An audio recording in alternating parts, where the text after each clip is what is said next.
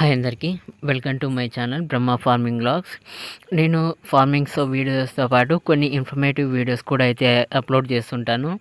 ఇప్పుడు ఈ వీడియోలో వచ్చేసి ఎస్బీఐ బ్యాంక్ డిపాజిట్ ఫామ్ అనేది ఎలా నింపాలో అనేది మీకు ఈ వీడియోలో అయితే ఎక్స్ప్లెయిన్ చేస్తాను. మనకు మామూలుగా ఏంటంటే బ్యాంకుకి వెళ్ళినప్పుడు కొన్నిసార్లు మనం డిపాజిట్ చేస్తుంటాం కదా, అలాంటప్పుడు ఈ స్లిప్ అయితే రాయాల్సి వస్తుంది. ఒకవేళ అలా కాకుండా మనం వేరే ఏదైనా పని మీద వెళ్ళినప్పుడు కానీ ఎవరైనా మనల్ని వచ్చి అడగడం కూడా జరుగుతుంది ఈ ఫామ్ అనేది రాసి ఇవ్వమనేసి. సో మనకు అప్పుడు తెలియకోకుంటే కొంచెం మెదలో ఉంటుంది.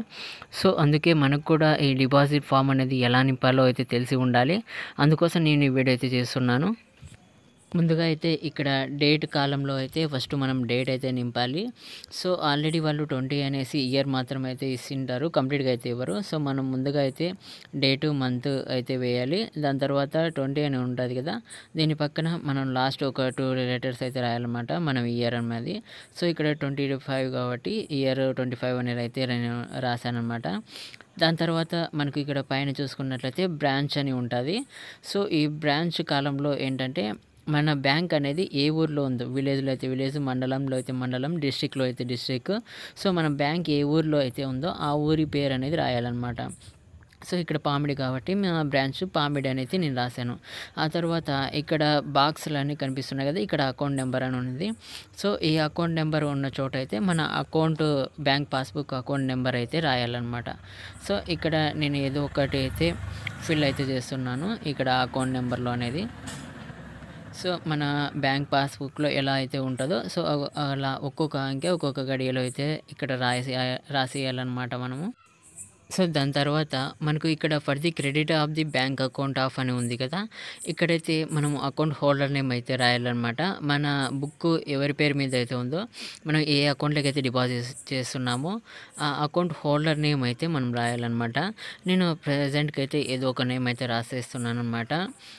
కే వెంకటేష్ అనే పేరు మీద అయితే నేను డిపాజిట్ చేస్తున్నట్టుగా నేను అతని పేరు అయితే రాశాను అనమాట, కే వెంకటేష్ అనేసి. మనం అకౌంట్ హోల్డర్ నేమ్ రాసిన తర్వాత మనకు ఇక్కడైతే ఉంది కదా cash deposit in the amount అనేసి. సో మనం ఎంత అమౌంట్ డిపాజిట్ చేస్తున్నామో అంత అమౌంట్ అయితే ఈ కాలమ్స్లో అయితే ఇక్కడ రాయాలన్నమాట. సో ఇప్పుడు నేను 20,000 డిపాజిట్ చేస్తామనుకున్నాను కాబట్టి 20,000 రూపీస్ అనేసి రాయాలి. దాని తర్వాత ఇక్కడ కింద చూసినట్లయితే టోటల్ డిపాజిట్ అమౌంట్ అని ఉంటుంది. సో ఈ టోటల్ డిపాజిట్ దగ్గర మనం ఎంత అమౌంట్ అయితే వేస్తున్నామో ఆ అమౌంట్ అనేది టోటల్ అయితే కిందన అయితే వేయాలి. సో ఇలా వేసిన తర్వాత ఇక్కడ మనకు పైన చూసుకున్నట్లయితే రూపీస్ ఇన్ వర్డ్స్ అని ఉంది కదా, సో మనకు 20,000 అనేసి వర్డ్స్లో అయితే రాయాలన్నమాట. నేను ఇక్కడైతే వర్డ్స్లో అయితే రాస్తున్నాను 20,000 రూపీస్ అనేసి. సో ఇప్పుడు మనం రాస్తున్నది వచ్చేసి కస్టమర్ కాపీ అనమాట. ఇది చిన్నగా ఉన్నదేమో ఫస్ట్ ఇప్పుడు మనం రాసేది వచ్చేసి కస్టమర్ కాపీ, అటు సైడ్ ఉన్నది లెంతీగా ఉన్నది అయితే బ్యాంక్ కాపీ అనమాట. సో ఈ స్లిప్ అనేది డిపాజిట్ చేసిన తర్వాత సీల్ వేసేసి మనకైతే ఇస్తారు. ఈ పక్క ఉన్నదేసి అది బ్యాంకుకి అయితే తీసుకుంటారు. సో ఇప్పుడు మనం ఈ పక్క వచ్చేసి మనం బ్యాంకు కాపీ అయితే రాయాలి. ఇక్కడ కూడా సేమ్ అలానే అనమాట. మనం కస్టమర్ కాపీ ఎలా అయితే రాసామో బ్యాంక్ కాపీ కూడా అలానే రాయాలి. ముందుగా డేట్ కాలంలో డేట్ అయితే వేయాలి. నేను ప్రజెంట్ డేట్ అయితే వేసాను అనమాట. ఆ తర్వాత మనకు బ్రాంచ్ అని ఉన్న కాలంలో అయితే మనం బ్రాంచ్ నేమ్ అయితే రాయాలి. మన బ్రాంచ్ ఏ లొకేషన్లో అయితే ఉందో ఆ లొకేషన్ నేమ్ అయితే రాయాలి. నేను పామిడి కాబట్టి పామిడి లొకేషన్ అనేది రాశాను.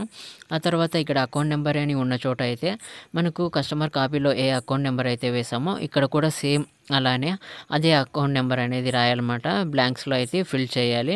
ఇలా అకౌంట్ నెంబర్ వేసిన తర్వాత మనకు for the credit of bank account అని ఉన్న చోట అయితే మనం ఏ అకౌంట్ హోల్డర్ నేమ్ మీద అయితే వేస్తున్నామో అదే అకౌంట్ హోల్డర్ నేమ్ అనేది ఇక్కడ అయితే రాయాలన్నమాట. నేను వెంకటేష్ అని రాశాను కాబట్టి వెంకటేష్ అని రాస్తున్నాను. ఆ తర్వాత మనకు ఇక్కడ క్యాష్ డిపాజిట్ అమౌంట్ అని ఉంది కదా, మనం 20,000 వేస్తున్నాం కాబట్టి సో 20,000 అని రాయాలి. ఆ తర్వాత మనకు టోటల్ డిపాజిట్ అని ఉన్న చోట అయితే మనకు 20,000 కాబట్టి 20,000 టోటల్ అయితే వేయాలి. ఆ తర్వాత మనకు రూపీస్ ఇన్ వర్డ్స్ అని ఉన్న చోట అయితే మనం ఎంత అమౌంట్ డిపాజిట్ చేస్తున్నామో అంత అమౌంట్ అనేది వర్డ్స్లో అయితే రాయాలి. సో నేను 20,000 అమౌంట్ డిపాజిట్ చేస్తున్నాను కాబట్టి ఇప్పుడు నేను 20,000 అనేసి ఇక్కడ వర్డ్స్లో అయితే రాశాను. ఇలా రాసిన తర్వాత ఇక్కడ మనకు కిందన ఫోన్ అని ఒక కాలం అయితే ఉంటుంది. ఈ ఫోన్ కాలంలో అయితే మన ఫోన్ నెంబర్ అయితే నింపాలన్నమాట. ఆ బ్లాంక్స్లో అయితే రాయాలి. అలా రాసిన తర్వాత ఇక్కడ మనకు పాన్ అని ఉంది కదా, ఇక్కడ వచ్చేసి మనము డిపాజిట్ అమౌంట్ అనేది 50,000 కంటే పైన ఉన్నట్టయితే మనం పాన్ కార్డ్ నెంబర్ కూడా ఇక్కడ మెన్షన్ చేయాల్సి ఉంటుంది. మనం 50,000 లోపల వేస్తున్నాను కాబట్టి మనకు పాన్ నెంబర్ అనేది అవసరం లేదు. సో నేను పాన్ నెంబర్ అయితే వేయలేదు. ఆ తర్వాత ఇక్కడ సిగ్నేచర్ డిపాజిటర్ ఉంది కదా, మనం ఎవరైతే డిపాజిట్ చేస్తున్నామో వాళ్ళ నేమ్ అయితే రాయాలి. మనం డిపాజిట్ చేస్తున్నాం కాబట్టి మన పేరు అయితే ఇక్కడ మెన్షన్ చేయాలి. ఆ తర్వాత మనం బ్యాక్ సైడ్ అయితే మనం అమౌంట్ అయితే వేయాలన్నమాట. ఇక్కడ డినామినేషన్ అయితే మనం రాసుకోవాలి. సో ఇక్కడ వచ్చేసి మనము ఎంత అమౌంట్ అయితే వేస్తున్నామో అంత అమౌంట్ అనేది ఇక్కడ నోట్స్ అనేది లెక్కించి అవి మనమైతే ఇక్కడ రాయాలన్నమాట. సో నేను 20,000కి 500 నోట్లు అయితే నా దగ్గర 40 ఉన్నాయి. సో 500 ఉన్న చోట 40 అని రాసి దాని పక్కన టోటల్ అమౌంట్ అనేది వేసి నేను 20,000 అయితే వేసాను అనమాట. సో ఇక్కడ టోటల్ దగ్గర కూడా మనం అలాగనే వేయాలి. మీకు ఎగ్జాంపుల్కి ఎలా నేను నోట్స్ అనేది ఎలా రాయాలి, ఇక్కడ అమౌంట్ అనేది ఇక్కడ ఎగ్జాంపుల్ అయితే నేను చూపిస్తున్నాను. నేను ప్రెజెంట్ 500 నోట్స్ అనేది నా దగ్గర 40 ఉన్నాయి కాబట్టి సో 20,000 కరెక్ట్గా సరిపోతుంది వాల్యూ. కాబట్టి నేను 500 నోట్ దగ్గర 40 వేసి నేను 20,000 అనేసి నేను రాశాను. అదే మన దగ్గర 500 నోట్ కాకుండా 200 నోట్స్ ఉన్నట్లయితే మనకు ఇక్కడ 200 దగ్గర 100 అయితే మనకు 20,000 అవుతాయి. కాబట్టి 200 నోట్లు 100 ఉన్నాయి కాబట్టి 200 దగ్గర 100 అని రాసి 20,000 అని రాయాలి. సో ఇలాగే ఒకవేళ మన దగ్గర 100 నోట్లే ఉన్నాయనుకో, 100 నోట్లు అనేది ఇక్కడ అయితే మనం 100 నోటు దగ్గర అయితే మనం రాయాలన్నమాట. సో 100 నోట్లు మనకు 200 నోట్లు అయితే 100వి మనకు 20,000 అవుతుంది. కాబట్టి 100 దగ్గర 200 అని రాసి 20,000 అనేసి రాయాలి. సో ఇక్కడ మళ్ళీ మీకు ఒక్కసారి అయితే ఎక్స్ప్లెయిన్ చేస్తాను.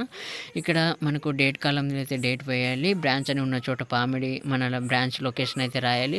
ఆ తర్వాత అకౌంట్ నెంబర్ దగ్గర అకౌంట్ నెంబరు, అలాగే క్రెడిట్ ఆఫ్ ది అకౌంట్ అని ఉన్న చోట మనం అకౌంట్ హోల్డర్ నేమ్ అయితే రాయాలి. అలాగే రూపీస్ వర్డ్స్ అని ఉన్న చోట అయితే మనకు వర్డ్స్లో అయితే రూపీస్ అని రాయాలి. ఆ తర్వాత టోటల్ అమౌంట్ వేయాలి. మళ్ళీ కింద కూడా టోటల్ అమౌంట్ రాయాలి. ఇక్కడ కూడా సేమ్ బ్యాంక్ కాపీలో సేమ్ అలానే అయితే రాయాలి.